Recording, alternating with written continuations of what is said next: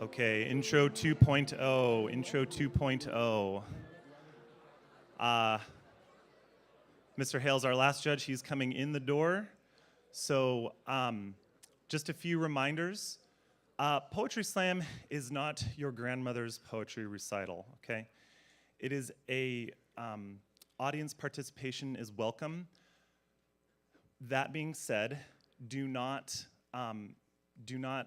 yell or scream in such a way that you would throw off the performer. No hooting, hollering, catcalling when it's not, appropriate. Catcalling is never appropriate. But some of these are serious. Some of these poems are funny. So you should be able to tell when that is appropriate. Are all of our judges here? Have it cordoned off. Okay, so I'm going to offer a word of prayer, and then we'll get going. Lord, we come here today to offer our words and our message about renewing our mind. I pray for each one of these contestants that you calm their nerves and that you speak through them, speak truth into the lives of all of our students. We thank you for our school and the learning we do here and the community we build. In your name we pray, amen. So our first contestant is hardworking, creative, and a perfectionist. It's Erica Cho, ladies and gentlemen.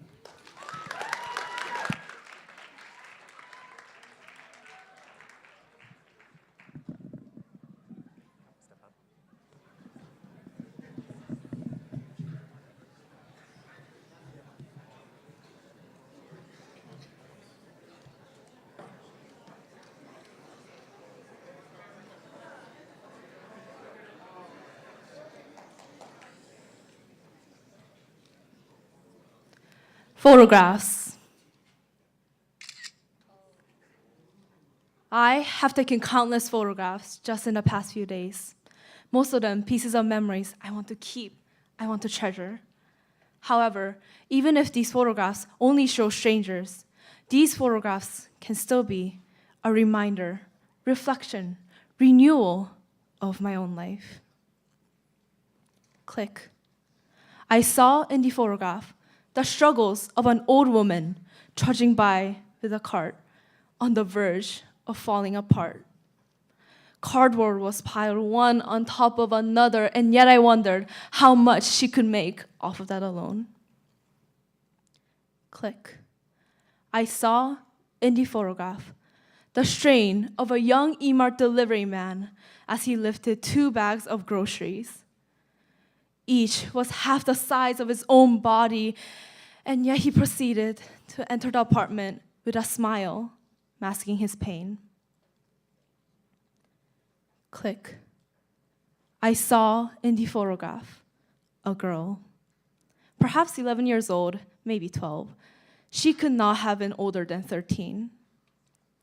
She stared blankly, at no point in particular, as she clutched a white piece of paper marked thoroughly with red X's.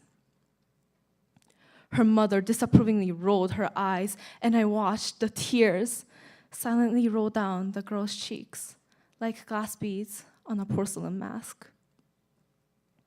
Then abruptly, her mother started screaming in the entrance of the apartment playground for everyone to hear that the only reason she had to work was because of this girl, that the only reason she was working was for this girl to earn this expected grade and not to be this mess that the mother saw. I heard my heart break. That moment I saw my loved ones, that moment I saw myself in those strangers, in these photographs. That was the scariest moment of my life because I knew I didn't want to be in their places. I knew I didn't want my loved ones to be in their places. And yet, I saw my own grandmother in that old woman. I saw my own cousin in that delivery man. I saw myself in that girl trying my best, but never being able to meet the expectations. Take a moment to perceive in another perspective the daily lives of strangers, because they are not strangers. Take a moment, take a new perspective, for it could just as well be me or even you going about our days in that photograph. Thank you.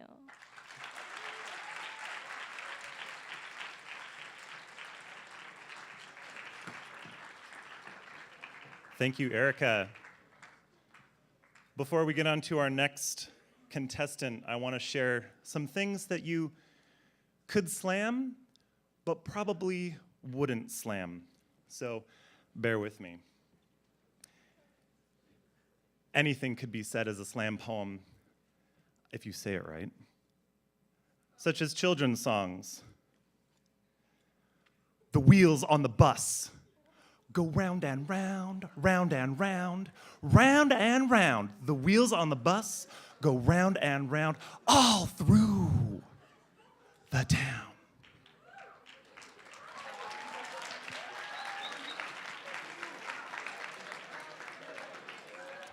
Thank you. All right.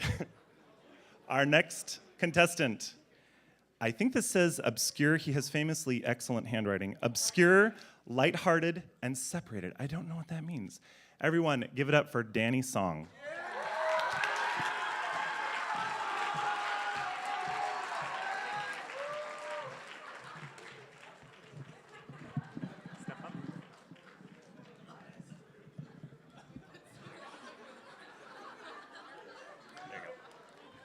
Are you guys happy? Sitting there and putting me up here? Okay, here's what I'll do. I'll retract my lawsuit against Spirit Club and instead sue the entire 11th grade for privacy violations. Because you know they post these on YouTube. That's privacy violations. Okay, so for the poem. So the full name of this poem is Renewing Your Mind and Poetry Slam, featuring Egg Drop from the Physics Labs, Epic Battle, plus Rabbids, plus Bowser's Minions for Wii U with Amiibo and new funky modes. So, you know what kind of poem this is going to be. Oh my goodness.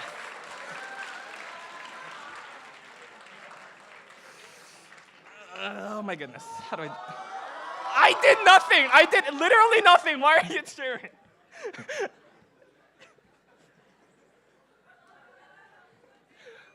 My goodness. My goodness.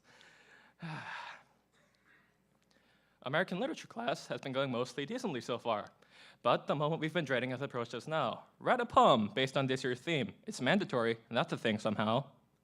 So I sit down and try to think of a poem that fits renewing your mind, but I'm really bad at coming up with poetry, so my own brain is in a bind. I talk it over with a few others, like my old friend Joseph Huang. Not sure if this joke is allowed, but with no fruition, I felt like I was in Pyongyang. But eventually, between a few jokes and questions about the slam, I decided to take an ironic idea that was brought up. So, with this strange thing, here I am. This is a metaphor for the current state of my mind.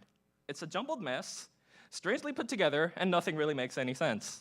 Let me put it this way. It's so broken that after 4 stanzas, I've already given up on the ballad rhyming scheme thing. Okay, what am I supposed to do here? Preparing for this event has always been like trying to do taxes in the 1930s in America for me, if that particular image makes any sense. And inside the head, well, don't even get me started on that one. It's just a bunch of cut-up straws representing the short end of literally every single stick that I've drawn. But perhaps there's a different way to think about this particular conundrum. It's time I take this main theme and apply it to this custom. Renewing this mind to think about this, to think outside the box, to try something new, figure something out, and solve this impossible paradox. I'm going to break the rhyming again because I feel like this should be said. It's time I take this it's time I take this, excuse me. See, I knew this would happen. I knew this would happen, definitely. Oh my goodness. Let me just kind of backtrack. renewing the mind to think about this, to think outside the box, to try something new, wait, I already did this one. Wait, never mind. The last time I was at Pier in like 4th grade, and I failed too. So, all right, here we go. I'm gonna break the rhyming again because I feel like this should be said. It's time to look at previous slams to see how it can be fixed. So, 2016, reaching forward. I can explain my poem with a joke that probably isn't very fun. You can call it a poem like you can call a pineapple edible. Yeah, it's a poem, just not a good one. Repetitive, monotone, just plain soulless. I just kind of forced myself to work the theme, but what was honestly the worst of all was that it just wasn't me. 2017, serving one another in love. I think when I presented, even I was half awake. The most memorable part of that slam was of geometric shapes and juicy steak. Ignoring the vetoed steak poem, once again, both poem and theme were forced. It wasn't even a poem either. It was just a speech with no poetic elements for support. That's why I'm rhyming here, by the way. So from here, I can see all the problems with my previous slams. Repetitive, forced, not me, not a poem. So I've decided to take a path less traveled and apply the theme to the poem itself. So, with this strange thing, here I stand, just me being me, trying something new at a different angle. I know renewing your mind has to do with Christianity, and I would consider myself a Christian, but this time I just wanted to renew my thought process on the slam. Poem by Spirit Club.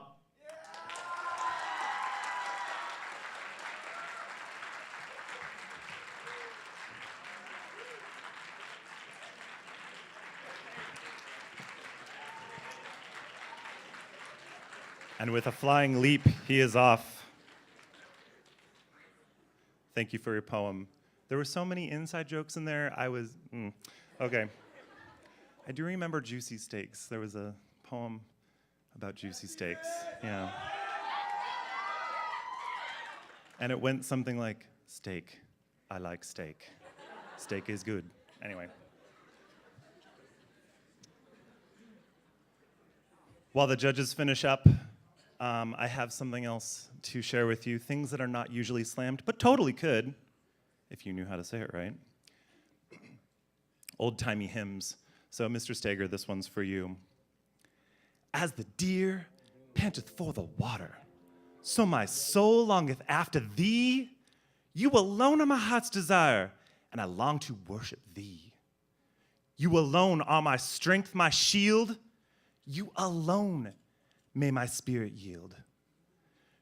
You alone are my heart's desire, and I long to worship thee. I don't know, that one wasn't so good. Okay, maybe hymns should just be left to being hymns. All right, our next poet says he's fearful, don't be fearful, confused and regretful. Very positive, okay. All right, everyone, Paul O.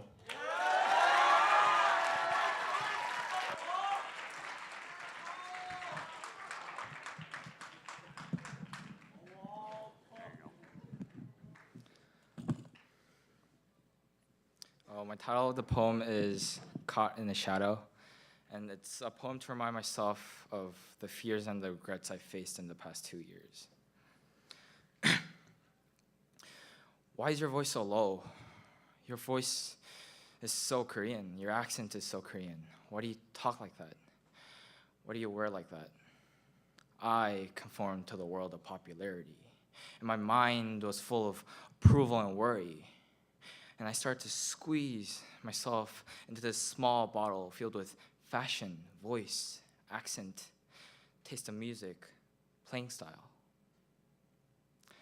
A friend reminded me of what I became, full of pomposity, narcissistic traits. And before I could fix my fate, I was too late. And so I started to look at myself more. And I started to pay closer attention, using my surveillance, and lose my patience. I had no guidance. And I realized I wasn't afraid to try again, but rather I was afraid of getting hurt for the same reason. And when I started to look at myself more, I felt afraid. And when I felt afraid, I started to pay closer attention to myself. And when I start to look at myself more, I start to stand up in front of the cracked mirror, unable to discern between the reflection and the reality. And I ask myself, is this shirt not weird? Will she not say anything about it? I still feel the wet glands of sweat that forms around my hair. And I ask myself, did I pronounce that correctly? Did I say that correctly? And I get sensitive when people start to look at me as they talk, taunt, take away my desire, and bang, it's gone. And my mind is full of complexity, like a tangled wire.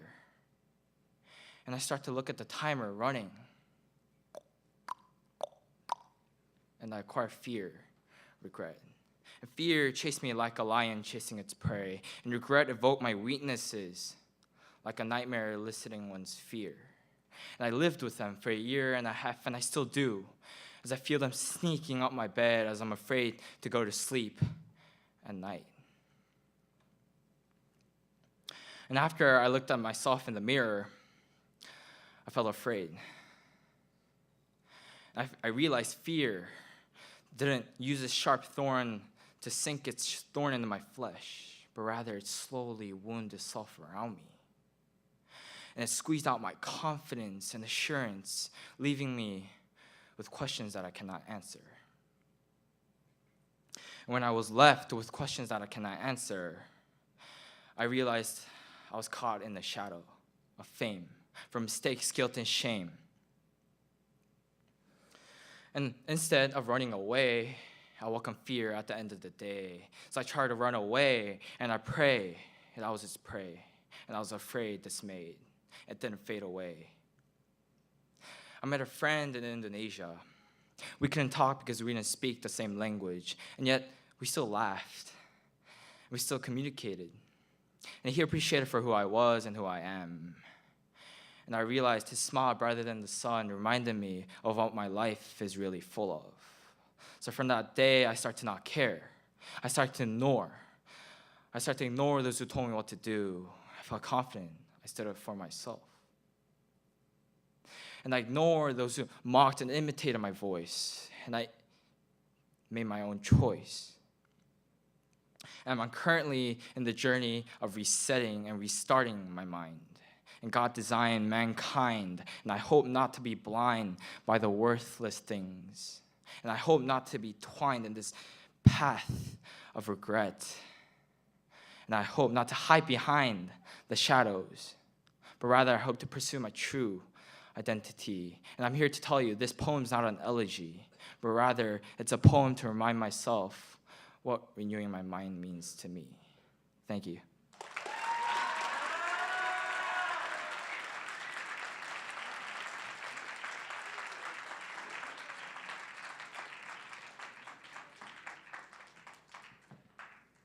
Thank you, Paul. Okay, let me see if I have anything else on my list. This is just, so the judges can finish their scoring.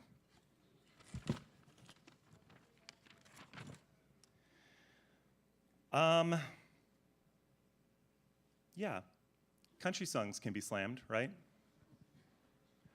Almost Heaven, West Virginia, Blue Ridge Mountains, Shenandoah River. Life is old there, older than the trees, younger than the mountains, blowing like a breeze. Country roads, take me home to the place I belong. West Virginia, Mountain Mama. Let's all just sing. Okay, I think the judges are looking at me like, stop. All right. Our next poet is Candace She.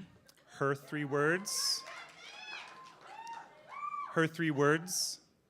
are I have survived. Everyone, Candace She.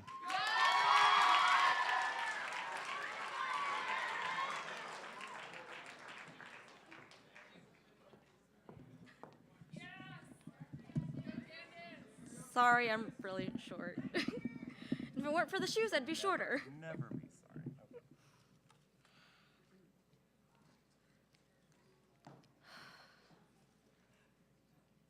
Someone once told me that scientifically, the brain works a lot like a computer.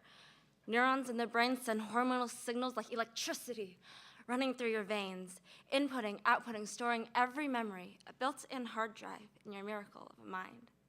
When I heard this, I laughed. I mean, is science really this stupid? Because look at me. Look at my ears. Do they look pointed? Do I look like Spock to you? I mean, don't get me wrong. I wish it were true. If it were, I'd get thinner with every passing year. I could restart my life to the place it was last functional, 7 again, with no viruses or vices or acne. But sorry, science, I don't have a processing chip. Or maybe I just spend too long standing in the shower letting tears and no-tear shampoo short-circuit my brain. Disclaimer, I should probably be disqualified from this competition right now because I am grossly unqualified to talk about renewing your mind. You see, you can't renew something you've completely lost. You can't erase your own history. The scars on your wrists still remain no matter how many times you've slammed the escape button. Believe me, I learned that the hard way. The only common thread tying me and a computer are the spider webs that form where stress and anxiety meet the 10-foot glass wall holding back broken and burnt out parts. That and my ever-growing network of other broken and burnt out people. Sorry to like half the faculty here, but the only real thing I've learned being here is that I am not alone, that there are millions of equally dysfunctional and broken people out there in this beautiful place called Tumblr. I mean, high school. Well, same difference, right? If you're wandering around the halls and smell burnt metal and sulfur in there, don't worry, you're not in hell yet. And please don't hit the fire alarm seriously. It's too cold outside, and we've done that like 7 times this year. What you're smelling is nothing more than all our brains short-circuiting, a generation of students too scared to tell their parents that they are falling apart, afraid they'll be torn apart instead. Sorry again, science, the brain is not a computer, but you were close. It is the person that is cold and mechanical and robotic. We have been programmed from birth to swallow our humanity and compress it in the back of our heads in hopes that the pressure will make it some kind of diamond, that the pain will metamorphosize if we just hide it, but instead it cracks and splinters us from the inside of our cocoons. Sorry. I'm really tired, but not because I've been burning the candle at both ends, mind you, but because I am tired of watching people die on the inside with no one to clean up the bodies, of people thinking they can hide their scars under their sleeves or under caked makeup, thinking that we won't notice. But the worst part is that we do. We only pretend that we don't, and our inaction says that we're okay with the blood on our hands. We're okay with that. I don't know why so many of us are constantly overheating and underwhelmed, or just how deep your scars go. But I'm sorry. As annoying as I am, I refuse to let you be alone because I am not okay with being okay with that. I know how your loneliness feels, hugging your knees in that tiniest lifeboat rocking back and forth in the middle of the ocean, but turn around and you will see that it is filled with people who know exactly how it feels to be barely treading water. Our minds may be too scarred and too damaged to be new again, but we can doodle over our wrists and fill in our cracks with gold the way the Japanese fix priceless pieces of art. And maybe that way we can finally remember that no matter how broken, how lost, how damaged we are, our minds may be beyond renewal, but never beyond repair. Thank you.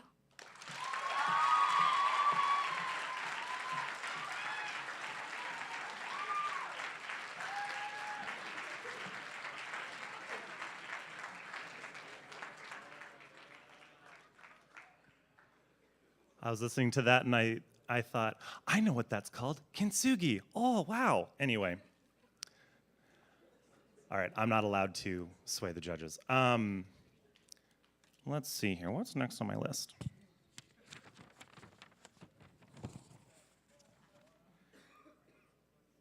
I'm not going to slam these. Just random things that could be slammed, and at this point, I think we've figured out it's probably not best not to slam them. Wikipedia articles. IKEA instructions. The J&J's menu for the day.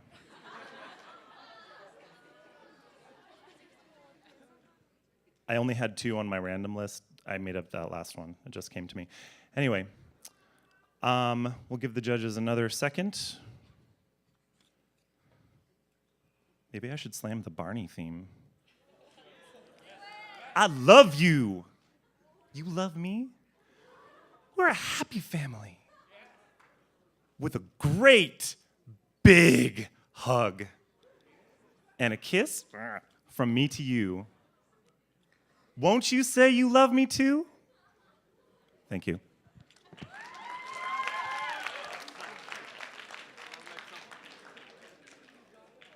Our next poet drives a cool motorbike. I literally found out how to say his name today. He lives across the street from me. He is charismatic, understanding, and goofy. Everyone, Samson. Dakwanga.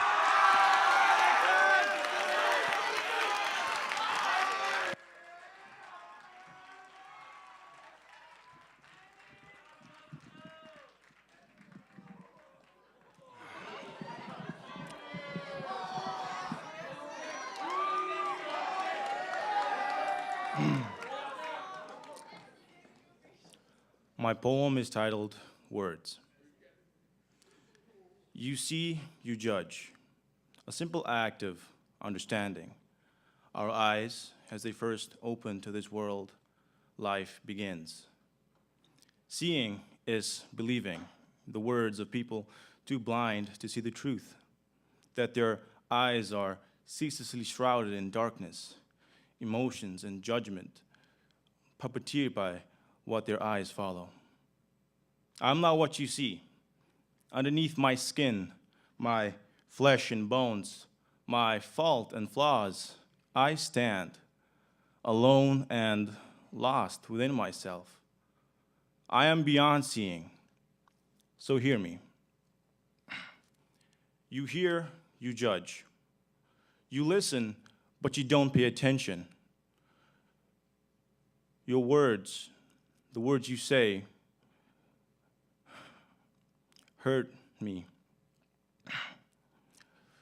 They cut deeper than swords, slicing through my frail armor of affection and pierce my heart. Your words can move people or push people off cliffs, plummeting down on the waters. See yourself and judge. Wear my burdens and hardships like clothes shackled to conformity. Wear my pain and sorrows like scars. Wear them with dignity. Wear them with pride. I had a friend once, quiet yet passionate, timid yet resilient. He had everything a parent could ask for. For 3 years, we played and fought. For 3 years, we laughed and cried, until one day, he ended it. It dawned to me that for 3 years, I never fully knew him. To know his burdens and hardships, his pain and sorrows, to know the truth about the words that broke him, tore him, and eventually killed him. You speak, you judge. You know, we sit around every day, talk about people for time's sake, never really thinking what we might say, spitting rotten words that don't decay. So before you endeavor to say something clever, remember these words. Sticks and stones may break my bones, but words will always hurt forever. Thank you.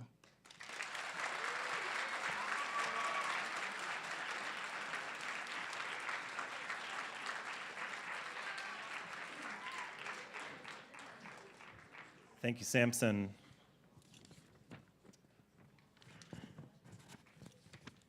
What's he gonna say next?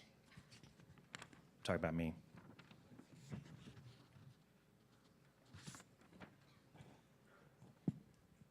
Added something that shouldn't be slammed to my list of random things. Grocery lists, baking instructions. Okay, that's not funny. Disney songs. Bonjour. Bonjour. Bonjour. Bonjour, bonjour. There goes the baker with his tray like always. The same old bread and rolls to sell. Every morning, just the same, since the morning that we came to this poor provincial town. Thank you. My wife would be so proud of me right now. Okay. She's taken that online Facebook Disney Princess quiz. She gets Belle every time. I always get Mulan. I don't know why.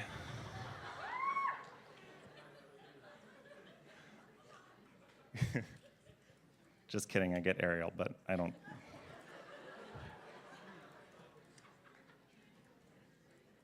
Okay. Our next poet. She says, how would I describe myself? 3 words. Memes, magical marks. What about magical marks memes? I'll go with memes, magical marks. Okay, everyone, Jena Sinclair.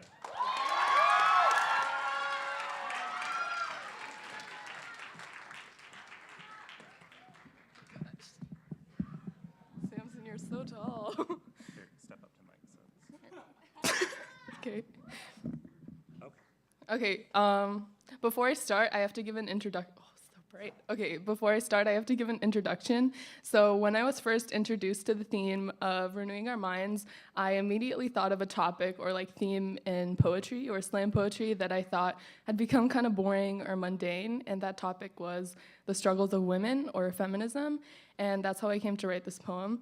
For clarification, in this poem, cologne is a extended metaphor for toxic masculinity. This poem is called A Letter from Cologne.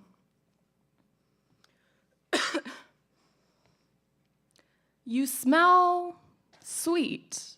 That unforgettable blend of sultry, floral, and musty got me wanting just a whiff more. Delicate, domesticated, tender, tamed. I smell good too, don't I? This oozing of benzene, limonene, acetone, ethanol, and overpowering desire will make your most stylish pair of Louboutins complete. This is an invitation you cannot decline. From the moment you take a whiff of this, your odorants will bind to olfactory receptors in the nasal cavity. The sensory input will trigger parts of the brain responsible for smell identification, memory, and emotion. It's all science, girl. We were meant to be. Take my hand. I will melt into you. Our love so spiritual, like incense burning in a temple. I will intoxicate you, blur your vision. I will dissolve into all of your soft edges and hollowed out curves. I will disguise myself. My name will be Dylan or Harry. I will wear dress shoes and well-fitted pants. I'll have jacked arms and toned abs. I will be able to recite Shakespeare like, you will forget that it is me. But in time, you will remember cologne. Of the Latin colere translates to worship. I will quarantine your voice. You will breathe me in like I am the air, and when I am gone, you will suffocate. You will foam at the mouth like I am your opiate, a drug you worship. You cannot live with or without me. I will swell to rotund belly and ruddy cheeks, but you will shrink. You will shrink every time I cut you off, make you bury your feelings, ask you if you cannot take a joke. You will shrink so much that your house will feel bigger every time that you walk into it. You will become nothing more than the clothes that I smother myself onto, but what good are clothes that speak? You will try to get rid of me. You will soak your clothes in water, scrub me away, but I will always be with you. I will be with you at the grocery store, at the library, at school. A sea of rape jokes and locker room talk, I will be with you, and those who call you hysterical, who see only your appearance, who erase the word no from your mouth. And when you realize that you cannot get rid of me, you will try to forget me. Your mind will become static in an avalanche of dubiety, but I'm not your average hormonal 7th grade axe spray. I am cologne. You will never escape me. And when you finally decide to set fire to all the things that remind you of me, you will remember what liquids do. I will evaporate, condensate, and I will precipitate. I will always come back to you. Cologne, of the Latin colere, an oozing of benzene, limonene, acetone, ethanol, and overpowering desire. The same stuff used to mask the smell of corpses, till asphyxiation do us apart. Yours, Cologne. Thank you.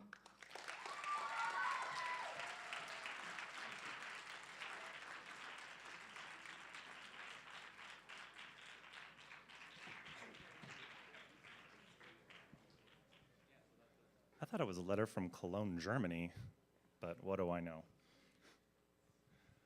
Okay. More things that shouldn't be said as slam. Hip-hop songs, I guess, are sort of done as slam nowadays. Back in the old school days, yeah. Rap music. I'll just do the first 2 lines of this one.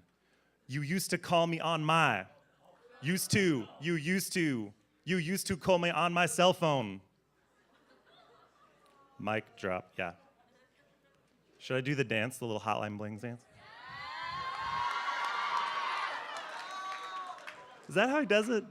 I only saw the things afterwards where they like put lightsabers in his hands, you know? Or cats, that was my favorite one.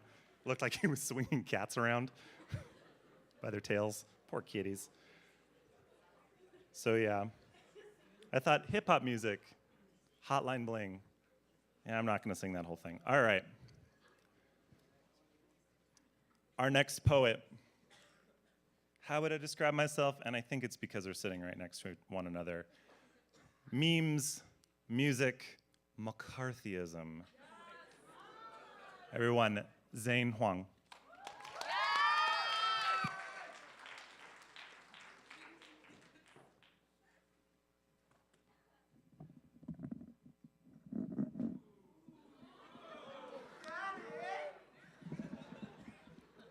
I'm Zayn, and this is who now stands before you. He wakes up and he's surrounded by 4 gray walls closing in, and he doesn't know why. They say he killed his friend, a friend that owed him money, but he doesn't remember. The next day, DNA tests showed positive. CCTV footage shows the knife stabbing in, but he doesn't remember. He's faced with a chair as his attorneys urge him to accept a plea bargain. He rejects.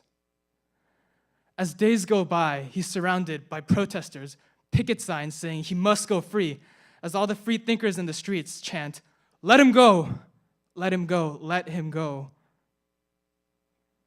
Of course they know what it feels like to be wrongfully accused.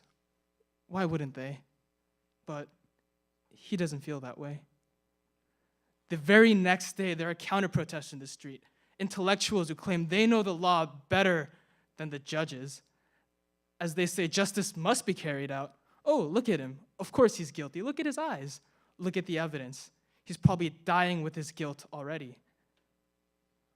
Of course, they know for a fact that he committed the murder. Why wouldn't they? But he doesn't know. Court dates are pushed back, money is raised, petitions are signed, as the judges gathered, as the juries discussed, as people waited in anticipation. One day, before the trial, the whole world holds their breath in secret anticipation, each side of the argument confident that their definition of justice will be carried out. The morning of the trial, guards walk into the cell room, only to find the man hung by his neck. There's a single note on his bed sheets with the words, "I don't know," sprawled on them. But everyone else did know. Oh, obviously he took his life because he was wrongfully accused. Imagine the suspense, the stress, the anxiety that someone goes through. I would have taken my life too.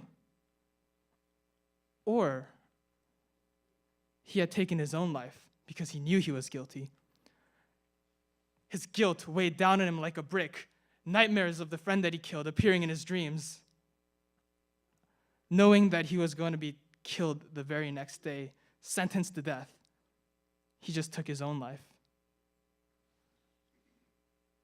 But after all the media attention, after the debate, after people discussing, crying, after all that, the only real loss was to the man.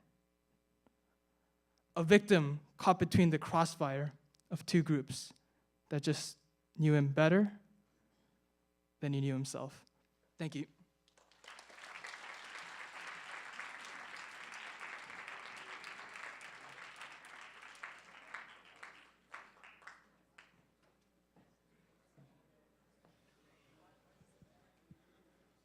Okay, I think it's time we all do a seventh inning stretch while the judges are finishing up their scores for that last one.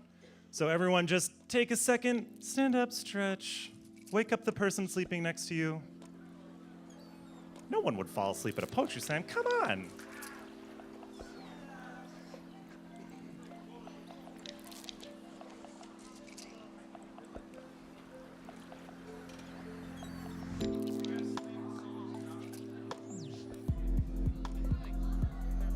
Could Sam take me out to the ball game, but I don't think I'm gonna do that.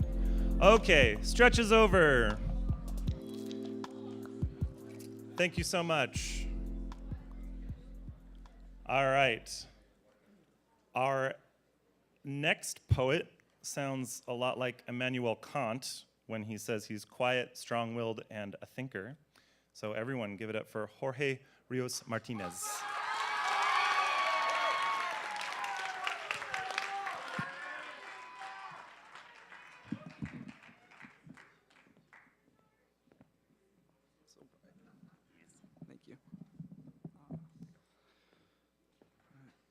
So the title of my poem is called Kryptonite, and I hope a lot of you can relate to it.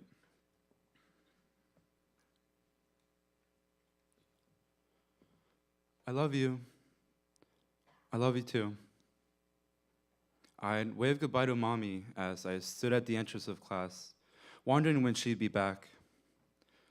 See, when I was little, I'd tune into the TV and admire the red-caped heroes on screen. Looking up at them, protecting those in need, I began to think. When I was 3, I had 2 heroes, and their names were Mom and Dad. Dad's superpowers, the ability to send me soaring in the sky with his arms, singing witty songs as we trotted around the house, stopping by the bathroom mirror and seeing our smiles project that he couldn't stop smiling. Mom's superpowers, the light to my darkness, making every meal taste like bits and pieces of heaven itself, singing angelical chords to me whenever I felt weak, never letting go of my small, fragile hand. These two, the most dynamic duo, were always there for me, but where was I when they needed me? As time progressed, I began to treat my heroes like sidekicks, calling them in as my last line of defense. But why did sudden change?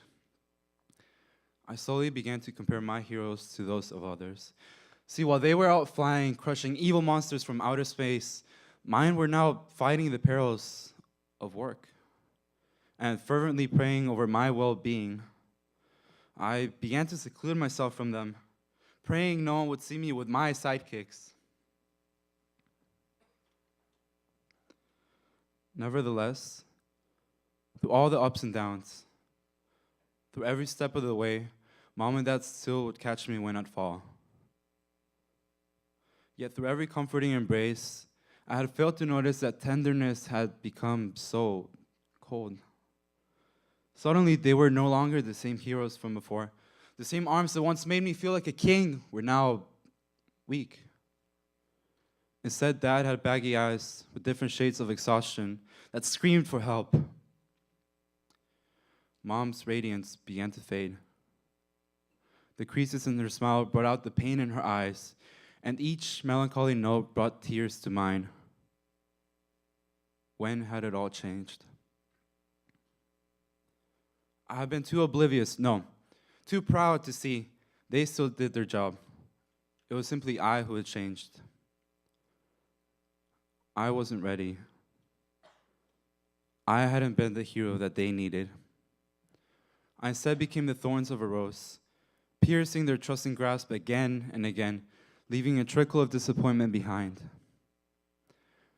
I became their kryptonite, draining every ounce of their strength, when all I had ever intended was to one day return my share of their never-ending dose of love. Thank you.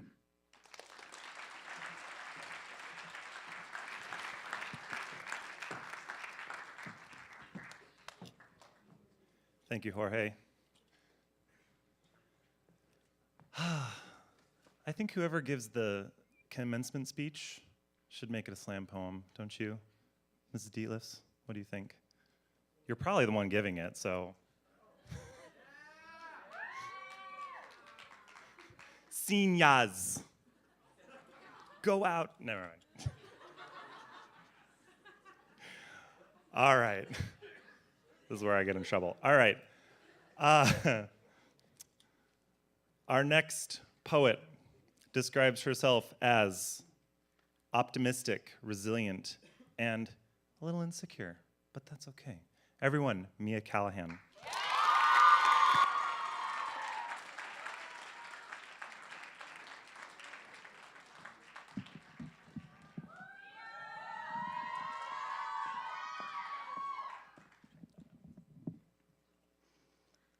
Hi, I'm Mia, and my poem is called Wildfires and Self-Centered People.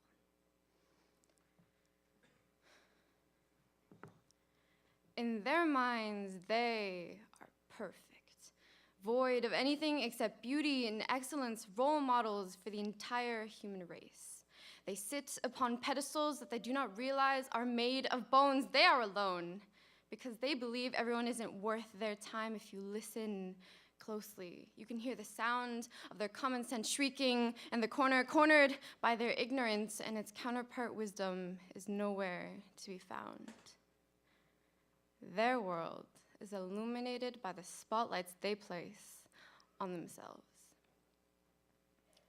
You, on the other hand, are a different kind of self-centered, although always thinking about yourself, always believing that everything is because of you, are full of yourself, but not full of admiration for yourself. Instead, full of a burning fire, a wildfire of self-hatred, burning away their beauty, spreading to everything it touches that you touch, a tingling sensation that is almost numbing the pain as you look into mirror, the pain as you shatter the mirror, either with your gaze or your fist. I can't remember when you believed you were beautiful, when you believed that not everything was your fault, when you looked in the mirror and only saw a face and not a base for improvement. Eyes narrowed but not angry, long lashes and mascara, a protective cage covering a soothing brown. A smile, lips spreading open to reveal dazzling white teeth, pinched corners of the mouth and dimples on the cheeks. You used to laugh, bubbling to the surface of your mouth and flowing out like a stream, like chirping birds that are now being strangled by a shadow that is telling you that you are pathetic, but maybe it just sounds like chirping birds. When I used to hold your hand, it felt soft, yet tough, warm to the touch, but now grows cold whenever you look into a mirror, which is quite peculiar for someone who is burning from the inside out, just like your beauty standards. Instilled in your mind by society has carved the words ugly into your skin, the cut skin deep, just like your idea of beauty. When did beauty become a standard that not everyone can meet? We compete to become models, a word meaning an example to follow or imitate, but is now a career based solely on your physical appearance. It has become a prestigious title, requiring money and hours of work, working to achieve that ideal figure. But personally, I don't believe hunching over in a bathroom stall with 2 fingers on your throat is beautiful. That is not beauty. Realize it is everything and anything, a feeling, a smell, a sound, a word used to describe things that leave the speaker at a loss for words. Beauty is just a word, a powerful word, but just a word. And when you die, if written on your tombstone is the word beautiful, it will be because you are a beautiful individual. Because those words will not be carved out of love for your complexion, but for your complexities. In your mind, you are imperfect. Standing in your bathroom, society handed you the shards of your broken mirror, but realize it was your hand that carved those words into your skin and left the shards broken in the first place. Carving the words, you are ugly, you are worthless, you are imperfect. In your mind, you are imperfect, void of anything except shame and failure, a role model for what not to be. You do not sit because you are too busy walking back and forth, wondering what went wrong for too long. You have been alone because you believe you aren't worth anyone else's time. If you listen at all, you will hear me screaming that you have meaning, that you are beautiful, you are wrong, the world is wrong. Now, hopefully, your wildfire is gone. Thank you.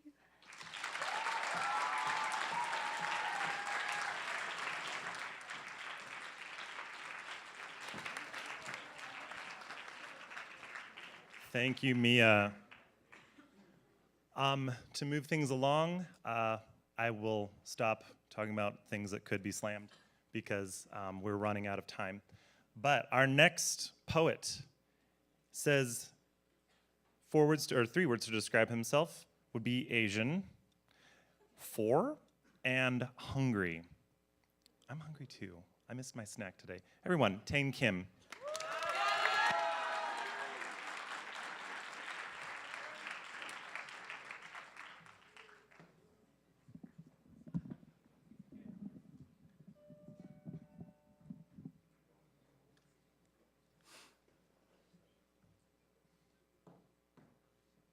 Oh, yeah. So the title of my poem is Growing Up, and it's because I say the word growing up like 12 times in my poem. Yeah, I hope you enjoy it. Okay. Growing up is finding out that water is not actually blue, like it is in the ocean. That Arkansas is not pronounced Arkansas. Growing up is being reminded that some people like you and others do not. That even if Elliot says you're an idiot, that doesn't make you an idiot. Growing up is understanding why Obi-Wan simply watched as his apprentice cut him down. Why Professor Snape wasn't ultimately a bad guy. Why Peter Pan never really wanted to grow up. Growing up is knowing that your dad is actually really fast, unlike all the times you two race. That your mom really hates bacon, except those times you really miss the taste. Growing up is being taught that in Korea, you hang up after your parents do. That in Korea, when you speak English, people stare at you like you're in some zoo. Growing up is seeing that in America, girls and guys can just be friends without being laughed at. That in America, you've got to leave a tip if you don't want to get glared at.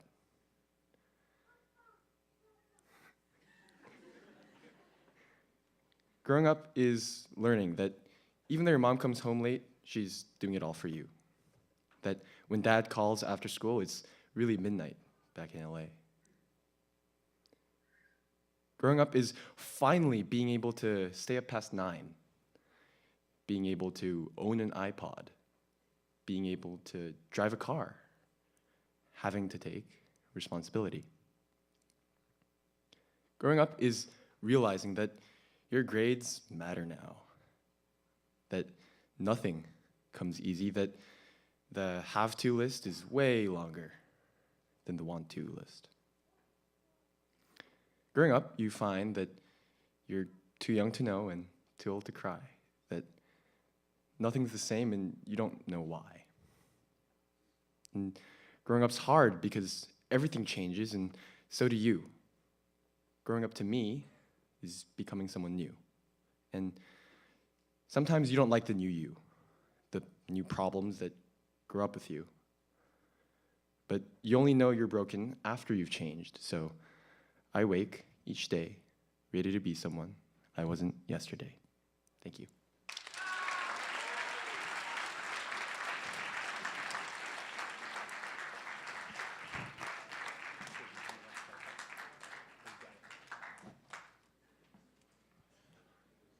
Okay, one last thing that should not be slammed. The book of Leviticus. Our last poet will be making her way up.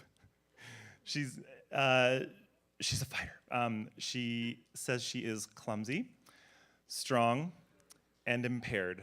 And everyone, Katy Yoon.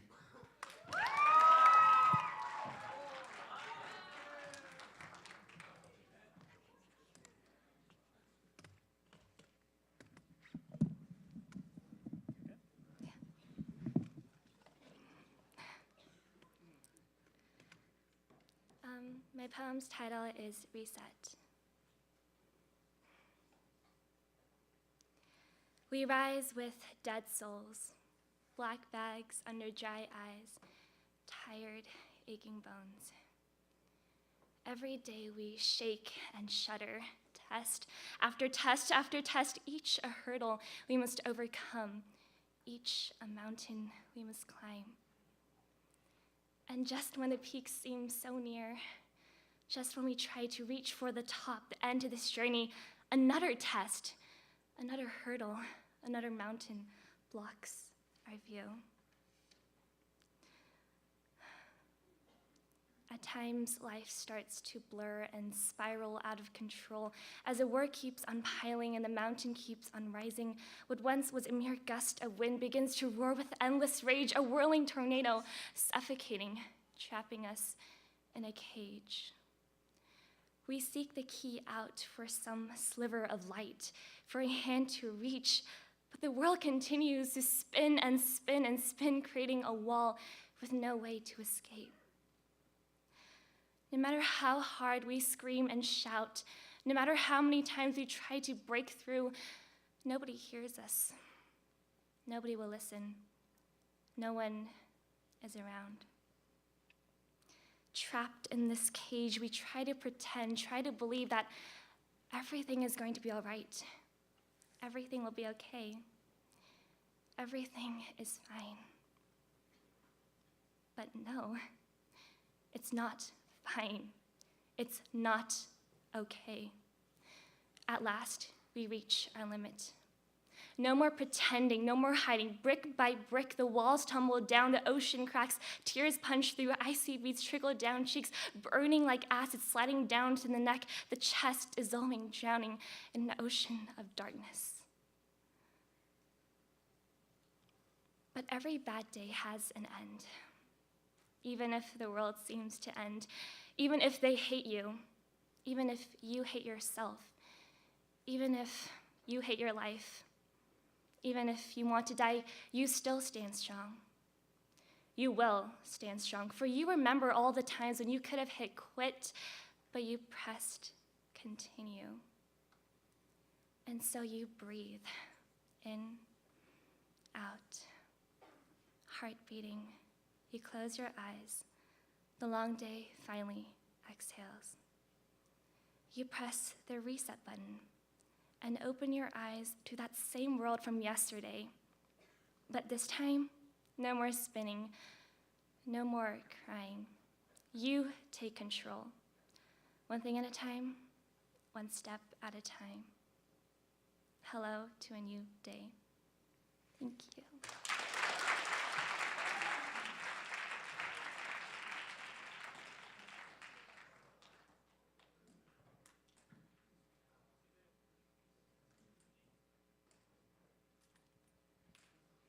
Okay, thank you.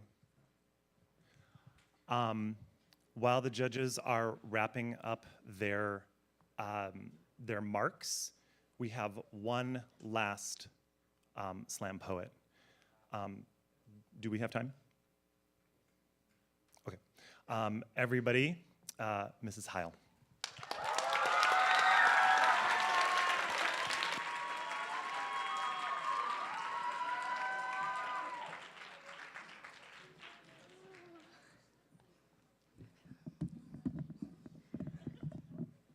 Thank you. After the honor of reading poetry for Poetry Slam, I wrote this one in response. It is called Poetry Slam in My Hands.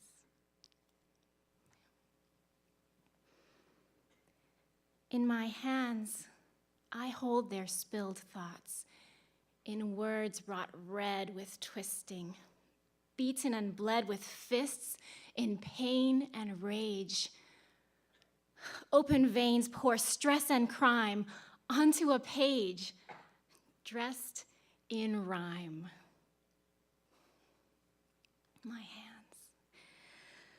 My hands tremble to feel this weight. The resignation of plans to fate resembles a white flag waving, enough.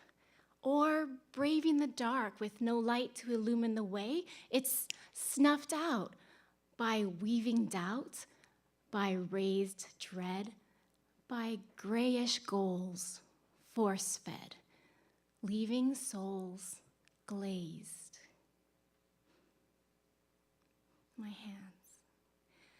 My hands cannot form pain into hope, and it cannot sew the splitting heart at its seams. It cannot span the scope of quitting dreams or tear must and can't apart. But they can fold, and they can plead, and they can sorely intercede. And they can open, they can trust, they concede. Lord, we are dust. I am weak to carry pain this heavy, yet levied to be his hands and feet. I strain against the bleak, bland cries I see behind their eyes. No, his hands should carry me. As I lean into his renewal, I glean the strength to stand. Refueled by compassion unrationed, I can face at length this heavy emptiness with grit and hope and grace. So, renew their minds, but renew mine first. To burst with answers just shoes advancers, but a true, deep, gripping grasp unwinds the slipping, sleepy, coiled wave away instead to stay. So may my hands offer hope as I reach out and pray.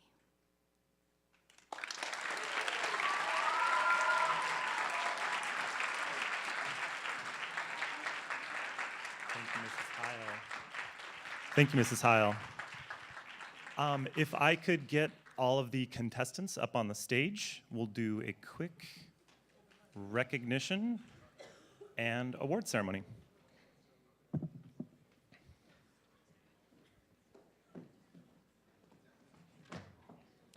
And we also have to do crowd favorite.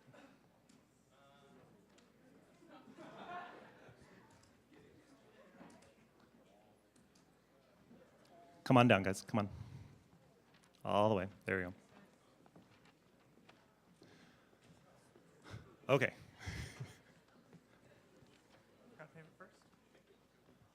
Let's do crowd favorite first, since that is audience participation. So let's think of who your favorite is, and clap loudest for them. And let's start down here. Katy Yoon. Erica Cho. Danny Song.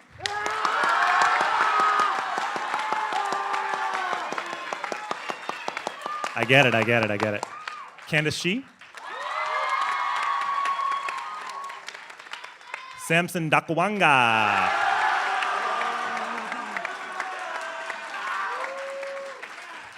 Jena Sinclair. Zayn Huang. Jorge Rios Martinez. Mia Callahan. Paul O. Tane Kim.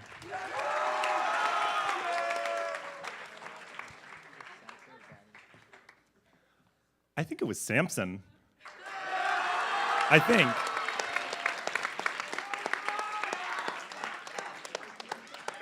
Here's a sparkly trophy for you. Okay.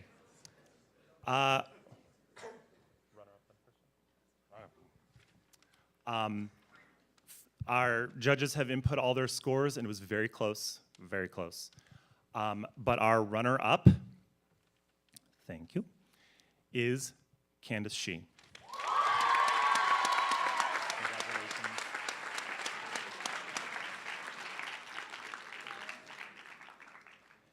And our slightly larger trophy for first place goes to Mia Callahan.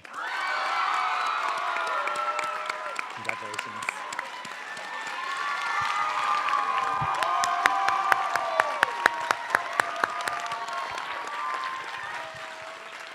I want to thank all of you for your hard work. I want to thank all of you for your hard work. Stay put. Mr. Dieflis is going to take some pictures. Judges, thank you so much. Audience, thank you so much. We will see you here next year for the 2019 Poetry Slam.